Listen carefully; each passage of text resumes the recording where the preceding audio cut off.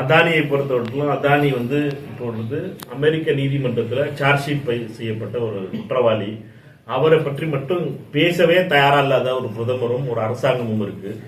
அதுவும் குறிப்பிட்ட விதத்தில் இந்திய அரசாங்கத்தினுடைய நிறுவனங்களாக இருந்த சோலார் டிபார்ட்மெண்ட்டே இதுல ஒரு பார்ட்டியா இருந்திருக்கு. இதனால அப்பொழுது அமைச்சராக இருந்தவர்களும் பிரதமராக இருந்தவர்களுக்கு இதற்கு பதில் சொல்லி ஆகணும். அமெரிக்காவில் பிடிவாரண்ட் கிடைச்சி கொடுத்துருக்க அதானியை பற்றி பேசாம ஒரு நாடு ஒரு தேர்தல் சொல்லி இல்லாத ஒரு பிரச்சனையை பற்றி பேசுவது என்பது மோடியுடைய அமைச்சருடைய பழக்கம். எங்களை பொறுத்த மட்டும் இந்த பிரச்சனை என்பது மிக முக்கியமான பிரச்சனையாக பாராளுமன்றத்தில் இருக்கு. தமிழகத்தில் தொடர்ந்து காவல்துறையின் மீது தாக்குதல், ஆசிரியர் மீது தாக்குதல் வந்துகிட்டு இருக்கு. சட்டம் ஒழுங்கு எப்படி இருக்கு? சீர்கேடு ஒருங்கிணைப்பு வேற சொல்லியிருந்தாங்க, அறிக்கையை மாத்திட்டாங்க. கடந்த இந்த ஒரு வாரத்தில் மட்டுமே மருத்துவர், வக்கீல், காவல்துறை அப்படி டீச்சர் தொடர்ந்து இந்த மாதிரி சம்பவம் நடந்துட்டு இருக்கு. சட்டம் ஒழுங்கு எப்படி இருக்குன்னு பட் எதிர்கட்சியிலே கேள்வி கேட்க ஆரம்பிச்சிட்டாங்க. ஒவ்வொரு பள்ளியில் நடந்த அந்த கத்திக்குத்து, கோர்ட்ல நடந்த அருவாள் வெட்டு, இது எல்லாமே தனிநபர் சம்பந்தப்பட்ட பிரச்சனைகள். நம்ம ஒன்று காதல் பிரச்சனை, ஒன்று ஈவ்டீசிங் பிரச்சனை. இது எல்லாத்தையும் சட்ட ஒழுங்குன்னு இன்னைக்கு பத்திரிகையும் எதிர்கட்சிகளும் பார்க்குதுங்கிறது எனக்கு தெரியல. இது எல்லாரும் வருத்தத்துக்குரிய விஷயம்.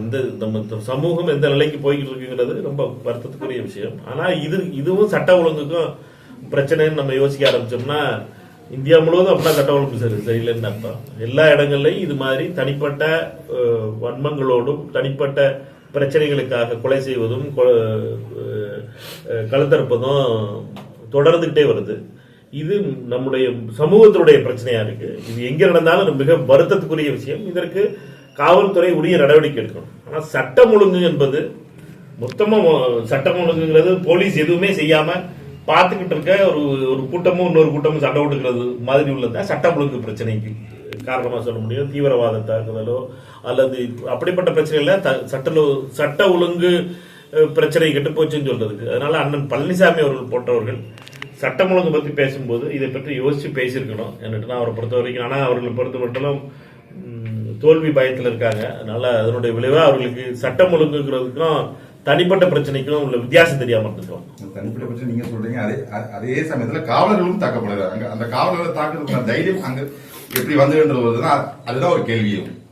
தமிழக காவல்துறையை பொறுத்த மட்டும் காவலர்கள் தாக்கப்படுவது ஒரு 5 குடிகாரம் சேர்த்து நைட்டு 1 மணிக்கா 1 மணிக்கு குடியார பயில பண்ற வேலைக்கு நம்ம சட்ட ஒழுங்கு பிரச்சனைன்னு சொன்னோம்னா இதுக்கு என்ன பதில் சொல்றதுன்னு எனக்கு தெரியல. என்னன்னா இது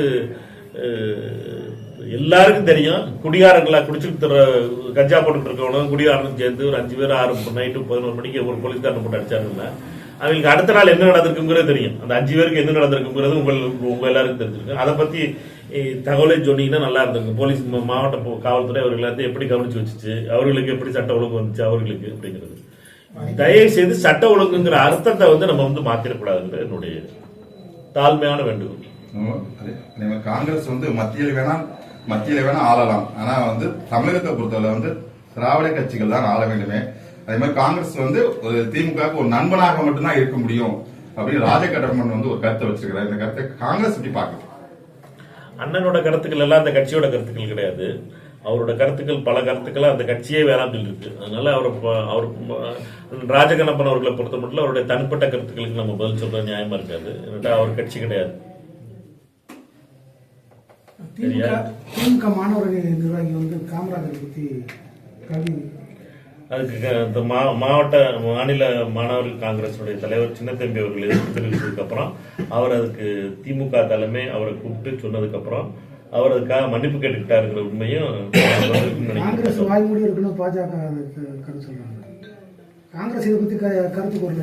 வாய் மூடி இருந்தா அதான் முதல்ல சொன்னல. பாஜக காரர்களுக்கு பாதிதான் தெரியும். பாஜக காரர்களை பொறுத்த மட்டும் பாதி உண்மையும் பாதி இதையும் அதானிக்கு வேலை பார்க்கறதான் பாதி நேரம் விடும். தமிழ்நாடுக்கு மாணவர் காங்கிரஸ் தலைவர் அதற்கு எதிர்ப்பு தெரிவித்தனுடைய விளைவா அடுத்த நாளே திமுகவினுடைய அந்த செய்தி தொடர்பாளர் மாணவரணி சேர்ந்த சகோதரர் அதற்கு மன்னிப்பு கேட்டு அறிக்கையை விட்டார். இது முடிஞ்சிருச்சு. மன்னிப்பு கேட்டு இது தவறான சொல்லிட்டேன்னா தவறாதலா புரிதல் வந்துருச்சுங்கிறது. அதுக்கப்புறம் பாஜக என்ன காமராஜர் வீட்டை அடிச்சு ஒரு டெல்லியில வந்து காமராஜரே எரிச்சு கொள்ளணும்னு நினைச்ச பாஜக ஜனசங்கமும் காமராஜர் மேல இன்றைக்கு அன்புக்கு வந்துச்சுங்கிறது எனக்கு தெரியல. ரைட்டா? ரைட். அதே மாதிரி கூட்டணிக்கு பேசுபவர் வந்து கட்சி, அதாவது சீட்டோட சேர்த்து பணமும் அவர் பேசின கருத்தை அதிமுக பொறுத்தமட்டிலும் எந்த நிலைக்கு வந்திருக்கிறது என்பது தெரிகிறது. இங்க அவர்கள் எப்படி கூட்டணி சேர்க்கிறார்கள் என்பதும் தெரிகிறது. என்னன்னா அவர்களை பொறுத்தமட்டிலும் 1+1 ஆஃபரோட தான் கூட்டணி சேர்த்துக்கிட்டு இருக்காங்க என்பது தெரியுது. இது அதிமுகவினுடைய ஃபார்முலாவை வெளியில காட்டுது. இது வந்து ஜெயலலிதா அம்மையார் காலத்துல இப்படி நடந்துச்சாங்கிறத அண்ணன் திண்டுக்கல் சீனிவாசன் அவர்கள் சொல்லணும். என்னன்னா நாங்க காங்கிரஸ் கட்சியை பொறுத்த வரைக்கும் அவர்களோட கூட்டணி வச்சிருக்கிறது கடைசியா 1999. 99க்கு அப்புறம் காங்கிரஸ் கட்சி எப்பொழுதுமே அதிமுக கூட்டணி வைக்கல. அதனால அதுக்கப்புறம் எப்பெல்லாம் இந்த ஆஃபர் நடந்துச்சோ அதுக்கு நடுவுல கூட்டணி வச்ச கட்சிகள் குறிப்பிட்ட விதத்துல பாமகவா இருக்கட்டும், தேமுதிகவா இருக்கட்டும், மற்ற கட்சிகளா இருக்கட்டும், எந்தெந்த கட்சிகள்லாம் கூட்டணி வச்சுச்சோ அந்த கட்சிகள் எல்லாம் இதை பத்தி தெளிவான கருத்துக்களை சொல்லணும். என்னட்டுனா திண்டுக்கல் சீனிவாசன் வந்து அந்த கட்சியினுடைய பொருளாளர் நினைக்கிறார், அதிமுகவினுடைய பொருளாளர். அதனால அவர் சொன்ன கருத்துக்களை வந்து அது சம்பந்தப்பட்டவர்கள் தான் பதில் சொல்லணுமே ஒழிய காங்கிரஸ் கட்சிக்கும் இதுக்கு சம்பந்தமே கிடையாது. அதானிக்கு தமிழகத்துல எந்த ஒரு ஒப்பந்தமும் வழங்கப்படலை அப்படின்னு சொல்லிட்டு செந்தில் பாலாஜி ஒரு கருத்து வச்சிருக்காரு. அது சம்பந்தமா வந்து ஒரு வெள்ளை அறிக்கை வெளியிடணும்னு சொல்லி தேமுதிக பிரேமலதா கருத்து வெளியிடுறாங்க. அதை பத்தி பார்க்க, அதாவது ரொம்ப முக்கியமானது என்னன்னா அதானி பல இடங்கள்ல தொழில் செய்யறதும் அவர் தொழில் செய்யாம இருக்கிறதும் பிரச்சனை கிடையாது. நாங்க சொல்றதெல்லாம் என்னன்னா வழிமுறைகள் மீறி அவருக்கு சிவப்பு கம்பள வரவேற்பு கொடுத்து அவருக்குன்னு ஸ்பெஷல் பேக்கேஜ் மாதிரி கொடுத்து எல்லா விதிமுறைகளையும் உடைச்சு நொறுக்கி அவர்களுக்கு தொழில் செய்வதற்கு வாய்ப்பு கொடுக்கறது தானே எதிர்க்கிறோம். ராகுல் காந்தி அவர்களுடைய எதிர்ப்பு என்பது எல்லா தொழில் செய்வர்களுக்கும் ஒரே மாதிரியான போட்டியை வைங்க, அதுல யாருக்கு நியாயமா கிடைக்குதோ அவங்களுக்கு கிடைக்கணும் அப்படிங்கறத நாங்க சொல்றோம். இவர்களை பொறுத்த மட்டும் தமிழ்நாட்டை பொறுத்த மட்டும் அதிமுக ஆட்சியில அதானியினுடைய சோலார் ப்ராஜெக்ட்ஸா இருக்கட்டும், அதானியோட போர்ட்ஸா இருக்கட்டும், இதுக்கெல்லாம் நடவடிக்கை எடுக்கப்பட்டிருக்கிறது எல்லாருக்கும் தெரிஞ்ச விஷயம். அதுக்கப்புறம் திராவிட முன்னேற்ற கழகம் ஆட்சி அமைஞ்சதுக்கு அப்புறம்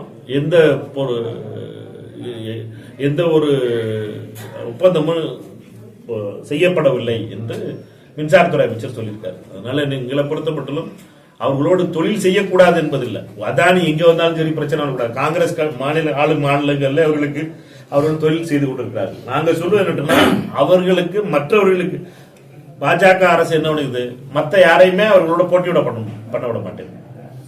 மோனாப்பலியா அவர்களுக்கு போட்டியே இல்லாம அவர் கையில கொடுக்குறாங்க, போட்டியே இல்லாம அவர்களுக்கு எல்லா வழியும் செஞ்சு கொடுத்தாங்க. அதை எதிர்ப்புன்னு சொல்றோம்.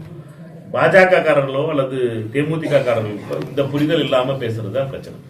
ஆட்சி அதிகாரத்தின் பங்கு அப்படின்ற ட்ரெண்ட் தான் இப்ப தமிழ்நாட்டில் 2026 சட்டமன்ற தேர்தலில் திமுக தொடங்குங்க அப்படின்னு சொல்லிட்டாங்க. காங்கிரஸோட நிலைப்பாடு காங்கிரஸ் கட்சி அதிகாரத்தின் பங்கு வேணுமா? காங்கிரஸ் கட்சியை பொறுத்த மட்டும் எப்பொழுதுமே ஆட்சி அதிகாரம் ஒரு ஆளுக்கு மட்டும் சொந்தம்னு நினைக்கிற கட்சி கிடையாது. இதுல 99 வரைக்கும் காங்கிரஸ் கட்சி அப்படி நினைச்சுக்கிட்டு இருந்துச்சு. டெல்லியில 2003 சிம்லா நடந்த காங்கிரசினுடைய பிரகடனத்துல காங்கிரஸ் கட்சி சொன்னது என்னன்னா ஆட்சி பங்குங்கிறது ஒரு கட்சிக்கு மட்டும் சார்ந்தது கிடையாது, அனைவத்தையும் கூட்டணியோடு இருக்கும்போது கூட்டணிக்கு நாங்க தயாரா இருக்கோம், அவர்களுக்கும் உரிய மரியாதை கொடுக்க வேண்டும், உரிய பொறுப்புகள் கொடுக்க வேண்டும். காங்கிரஸுடைய நிலையா மாறுச்சு மத்தியில. அதே மாதிரி மாநிலத்திலும் அதுக்கான ஒரு காலம் வரும் என்று நம்பும். சார், இந்த மதுரை விமான நிலையத்துக்கு நிலம் கையகப்படுத்துறதுக்கு சார் அந்த சின்னோட போராட்டம் நடத்தி வராங்க. இல்ல, அது ரொம்ப முக்கியமான பிரச்சனை. அதுவும் இந்த பிரச்சனை 2009 தொடங்கி ஆரம்பிச்சு. 2009 காங்கிரஸ் கட்சியினுடைய காலத்துல மதுரை விமான நிலையத்தை விரிவாக்குவதற்காக 650 ஏக்கர் தேவைப்பட்டுச்சு. அப்ப வந்து அதற்காக அந்த பணிகள் தொடங்கப்பட்டது. அதிமுக ஆட்சியில சுணக்கத்தினுடைய காரணமா மொத்தமா 8 வருஷம் அந்த வேலையை பத்தி ஒண்ணுமே நடக்கல. சின்ன உடம்புல 2009-10 அந்த மக்களுக்கு யாரெல்லாம் வீடு இருக்குதோ அவர்களுக்குள்ள அந்த நிவாரணத்தையும் மாநில அரசு கொடுத்தாச்சு. ஆனா அவர்களை வந்து அங்க இருந்து காலி பண்றதுக்கு 14 வருஷம் கழிச்சு இப்ப திடீர்னு போயிட்டு இருக்காங்க. அதனால அவர்கள் கோர்ட்டு நீதிமன்றத்தை நாடி இருக்காங்க. உயர்நீதிமன்றத்தில் இருக்கிறதுனால உயர்நீதிமன்றம் இதற்கு ஒரு நல்ல தீர்ப்பை வழங்கணும், மக்களுடைய பிரச்சனையும் புரிஞ்சு பேசணும், புரிஞ்சுட்டு நீதிமன்றம் மறுபடியும் அவங்களுக்கு வந்து இஷ்யூ பண்ண சொல்லிருக்காங்க. சட்ட விதிகளை பின்பற்றி அவங்களுக்கு வந்து நோட்டீஸ் இஷ்யூ அதான் நான் சொல்றது என்னட்டுன்னா, நீதிமன்றம் உயர் நீதிமன்றத்துல கருத்து இருக்கிறதுனால உயர்நீதிமன்றம் மக்களுடைய பிரச்சனையும் புரிஞ்சுக்கணும். ஆனா மதுரை விமான நிலையத்தினுடைய வளர்ச்சியில எந்த விதமான தடையும் உருவாக்கிட கூடாது. முதல்ல அதிமுகவினுடைய ஆட்சியில 8 வருஷம் மதுரை விமான நிலையம் பின்தங்கி நிற்குது. திருச்சி விமான நிலையத்தினுடையும் கோயம்புத்தூர் விமான நிலையத்தினுடையும் இந்த விமான நிலையத்தினுடைய விரிவாக்க பணிகளும் சரி காங்கிரஸ் ஆட்சியில் நடந்ததுக்கு அப்புறம் எதுவுமே நடக்காம மதுரை விமான நிலையம் நடந்துட்டு இருக்கு. இப்பதான் 24 மணி நேர சேவைங்கிறது இப்பதான் அறிவிச்சிருக்கோம். அதற்கு ஓடுதளப்பு விரிவாக்கம் பண்ணணும், ஏர்போர்ட் எக்ஸ்பான்ஷன் பண்ணி ஆகணும். அதற்கு எல்லாத்துக்கும் பணியை மத்திய அரசு உடனே பழிய போட்டுரும். இந்த சின்ன உடம்பு மேல பழிய போட்டு மோடி தமிழக திரும்பிடுவாரு. அதனால அந்த பழி போடுறதுக்கு மோடிக்கு ஒரு வாய்ப்பா வந்துடக்கூடாது. உயர்நீதிமன்றத்தில் நீதிபதிகளுடைய தாழ்மையான வேண்டுகோள் என்பது நியாயத்தை மக்களுக்கும் சின்ன உடம்பு மக்களுக்கும் வழங்கணும், ஏர்போர்ட்டினுடைய விரிவாக்கத்துக்கும் வழங்கணுங்கிறது தான் என்னுடைய கோரிக்கையா இருக்கு. மதுரை நாயக்கர்பட்டியில இந்த கன்ஸ்ட்ரக்ஷன் நிறுவனம் கனிமூலம் எடுக்கிறதுக்கு மத்திய அரசு ஒப்பந்தம் கொடுத்ததா ஒரு தகவல். அதை அந்த அரிட்டாபட்டி அந்த பக்கம் நாயக்கர்பட்டி எல்லா பக்கத்துலயும் செயல் பண்ணிட்டு இருக்காங்க. அது ஒரு சைட்ல நடந்துட்டு ஸ்டேட் கவர்மெண்ட் எங்களுக்கு அந்த மாதிரி ஒரு அப்ளிகேஷனே வரல அப்படின்றாங்க. இது எது உண்மை என்ன நடக்குது? இல்ல இதுல ஒண்ணு ரொம்ப மிக நல்ல கேள்வி. இது நேற்று நான் 4 நாளுக்கு முன்னாடி இந்த பிரதமருக்கு கடிதமா எழுதியிருக்கோம். இதுல என்ன கேட்டீங்கன்னா, கடந்த செப்டம்பர் 2023 நடந்த கூட்டத்தோட ஒரு சட்டம் வந்துச்சு. என்ன கேட்டீங்கன்னா, minerals and mines act amendment பண்ணி மத்திய அரசு ஒரு சட்டத்தை கொண்டு வந்துச்சு. அதற்கு முன்னாடி வரைக்கும் எந்தெந்த மினரல்ஸ் எங்கெங்க கிடைக்குதோ அது எல்லாத்தையும் மாநில அரசு ஐடென்டிஃபை பண்ணோம். மத்திய அரசினுடைய சயின்டிபிக் பூர்வமாகவும் எந்த இடத்துல இருக்குங்கிறத கண்டுபிடிச்சு மாநில அரசு அதுக்காக ப்ரப்போசல் அனுப்பும். இந்த இடத்துல மாநிலத்தில் கிடைச்சிருக்கு, இதை இப்படி நீங்க ஆக்ஷன் பண்ணலாம் அப்படின்னு. இது எல்லாத்தையும் இந்த அமெண்ட்மெண்ட்ல என்ன மத்திய அரசு கையில் எடுத்து மத்திய அரசு மாநில அரசுக்கு தெரிவிக்க வேண்டியதில்லை. ஆக்ஷன்ங்கிற பேர்ல இந்த இடத்துல எல்லாம் மைன்ஸ் இருக்கு, இன்னாருக்கு அலாட் பண்றோம், அவங்களோட சர்வீஸை வச்சு இன்னாருக்கு அலாட் பண்ணிட்டோம் சொல்லி ஒரு நோட்டிபிகேஷன் மட்டும் மத்திய அரசு வெளியிட்டுட்டு அந்த நோட்டிபிகேஷனை இப்ப சென்ட்ரல் ஸ்டேட் கவர்மெண்ட் அனுப்பி வைக்கும். இவனாருக்கு பண்ணியாச்சு, பண்ணதுக்கு அப்புறம் இவங்களுக்கு லேண்ட் அலாட் பண்றதும் சரி, இவங்களுக்கு அவங்களுக்குள்ள பொல்யூஷன் ரிலேட்டட் இது பண்றதும் சரி, நீங்க அதுக்குள்ள கிரீவன்ஸ் மக்கள்கிட்ட கேட்கறதும் சரி, குறைவு கேட்கறதும் சரி, இதெல்லாம் நீங்க பண்ணணும்னு சொல்லி நீமே மத்திய அரசு தகவல் அனுப்பும் மாநில அரசு. நம்மளை பொறுத்த வரைக்கும் இந்த இதை 16ஆம் தேதி நம்ம முதல்ல ட்விட்டர்ல போட்டதுக்கு காரணம் என்னன்னா, வேதாந்தாவுக்கு இதை 2 மைன்ஸை அலாட் பண்ணிருக்காங்கிற செய்தி டெல்லியில இருந்துச்சு. என்னன்னா, ஆந்திர பிரதேசத்தில் இருக்க பாப்பாலபுரத்தில் உள்ள ஒரு மைன்ஸும் நாயக்கர்பட்டியில் இருக்க மைன்ஸும் இந்துஸ்தான் ஜிங்க் லிமிடெடுக்கு வேதாந்தாவோட சப்சிடரிக்கு அலாட் பண்ணியிருக்காங்க. அதற்காகத்தான் நம்ம இதை பெருசா எடுத்து அப்ப பேசினா, வேதாந்தாவுக்கு அதை கொடுக்க கூடாது, அழகர் கோயில் மலையும் அரிட்டாபட்டியோட வரலாறும் அழிக்கப்படும், அழகர் கோயில் கல்லழகரும் சரி, 18ஆம் படி கருப்பும் சரி, நம்ம பழமுதிர் சோலையும் சரி, இப்படிப்பட்ட இந்துக்களுடைய மிக முக்கியமான நம்பிக்கைக்கு மிக முக்கியமாக இருக்கின்ற கடவுள்கள் இருக்க மலையை கூட பாஜக காரர்கள் பணத்துக்காகவும் அவர்களுடைய நண்பர்களுக்காகவும் விட்டு வைக்க போறதில்லை அப்படிங்கறத குறிக்கோளத்தை அது பண்ணோம். பிரதமருக்கு ஒரு டீட்டெயிலான கடிதம் எழுதியிருக்கோம். இதற்கு ஆதரவு தெரிவித்து மதுரை நாடாளுமன்ற உறுப்பினரும் இதற்காக குரல் கொடுத்திருக்காரு. அவரும் தொடர்ந்து இதுக்காக பேசிட்டு வர்றாரு. திராவிட முன்னேற்ற கழகத்தினுடைய பாராளுமன்ற குழுவுடைய தலைவி திருமதி கனிமொழி அவர்கள் இதுக்காக ஆதரவு தெரிவிச்சிருக்காங்க. எல்லாரும் சேர்ந்து இதை எதிர்த்து தொடர்ந்து வலியுறுத்துவோம். மாநில அரசு சொல்லியிருக்க பதிலையும் நியாயம் இருக்கு. என்னன்னா, மாநில அரசுக்கு தெரியாது, அவங்க அலாட் பண்ணது வேற, இவங்க என்ன அவங்களுக்கு தகவலே சொல்லல, பத்திரிகையில வந்ததோட அலோகேஷனோட பண்ணிட்டாங்க. இந்த கூட்டத்தொடரில் எழுப்பப்படும். இதுக்காக 3 நாடாளுமன்ற உறுப்பினர்கள் ட்விட்டர் மூலமாகவும் பத்திரிகையாளர்களும் சந்திச்சு சொல்லியிருக்கோம். அவங்கள்ட்ட பேசிட்டு இந்தியா கூட்டணி இதை அவசியம் எழுப்பும். சரியா? ரொம்ப சந்தோஷம். நல்ல சார்ஜ் ஷீட் தாக்கல் செய்யப்பட்டு பிடிவாரண்ட் அதானிக்கு கொடுக்கப்பட்டிருக்கு. ஆனா மோடி அவர்கள் தொடர்ந்து அதானியை காப்பாற்றுவதிலும் அதானியை வலுப்பெற வைப்பதிலும் தான் அவருடைய முதல் கவனம் முழுவதும் இருக்கு. பிரதமராக இருக்கிறவர் இப்படி தொடர்ந்து அதானியை காப்பதற்காக தொடர்ந்து முயற்சி செய்வது என்பது இந்த நாட்டிற்கும் நல்லது கிடையாது, நாட்டினுடைய பொருளாதாரத்துக்கு நல்லது கிடையாது. இதை காங்கிரஸ் கட்சியுடைய எதிர்க்கட்சி தலைவர் ராகுல் காந்தி அவர்கள் நேற்று மிக தெளிவாக எடுத்து கூறினார். இந்த அதானி பிரைவரி இந்த ஊழல் குற்றச்சாட்டில் 2-3 உண்மைகளை சொல்ல வேண்டியது இருக்கு.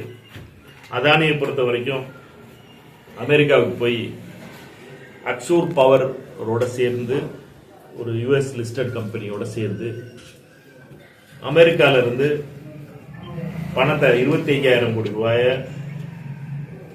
கொண்டு வந்து இந்தியாவில் இன்வெஸ்ட் பண்ணுறதுக்காகவும் இந்தியாவில் நாங்கள் வந்து தொழில் செய்வதற்காக உங்களுக்கு லாபம் கொடுக்கப்படும் சோலார் பவர் ப்ராஜெக்ட்ஸ் நாங்கள் உருவாக்க போகிறோம்னு சொல்லி தான் லிஸ்ட் பண்ண கம்பெனியோட அவங்க ஒரு அக்ரிமெண்ட் போட்டது. 25,000 கோடி ரூபாய் ஊழல். இந்த ஊழல் இது அமெரிக்க மக்களை ஏமாற்றி அமெரிக்க கம்பெனியை ஏமாற்றி இங்கே கொண்டு வந்து பண்ணுறதுக்கான மிக முக்கியமான ஒரு திட்டமாக இருந்தது. இதில் அவர்கள் மாட்டிக்கொண்டது எங்கன்னு கேட்டிங்கன்னா, அவர்கள் எவ்வளவு விலைக்கு வாங்கணும்னு நினைச்சாங்களோ கரண்ட்டை அவ்வளவுக்கு மாநில அரசாங்கங்கள் வாங்குற தயாரா இல்லை அப்படிங்கிறதுக்காக மாநில அரசாங்கங்களுக்கு பணம் கொடுக்கணும். 2,500 கோடி ரூபாய் நாங்கள் லஞ்சமாக கொடுக்கணும், அதற்காக பணங்களை கொடுக்கணும்னு சொல்லி ஒரு புரோக்கர் வேலை பார்த்து அதானியை பொறுத்த வரைக்கும் புரோக்கரேஜ் மாதிரி அமெரிக்க கம்பெனியை ஏமாற்றி இங்கே கொடுத்ததா இப்போ குற்றச்சாட்டு வந்து. இதை பொறுத்த வரைக்கும் காங்கிரஸ் கட்சியை பொறுத்த மட்டும் மிக தெளிவாக இருக்கிறோம். அதானியினுடைய இந்த தவறான போக்கு முழுமையாக மோடி அவர்களால் ஆதரிக்கப்படுகின்ற போக்காக இருக்கிறது. மோடி அதானியை காப்பதற்காக எந்த அளவுக்கு போவார் என்பதும்,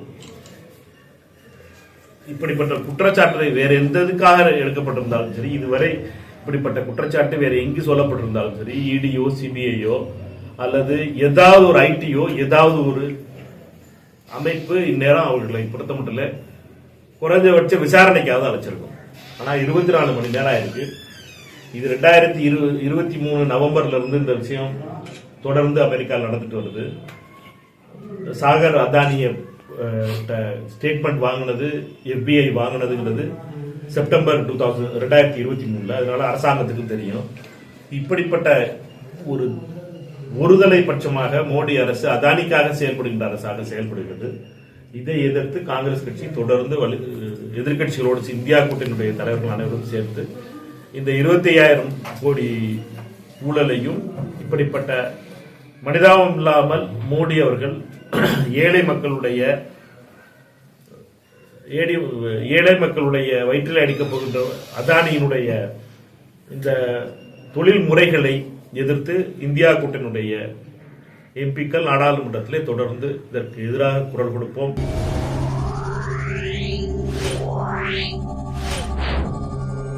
Yeah.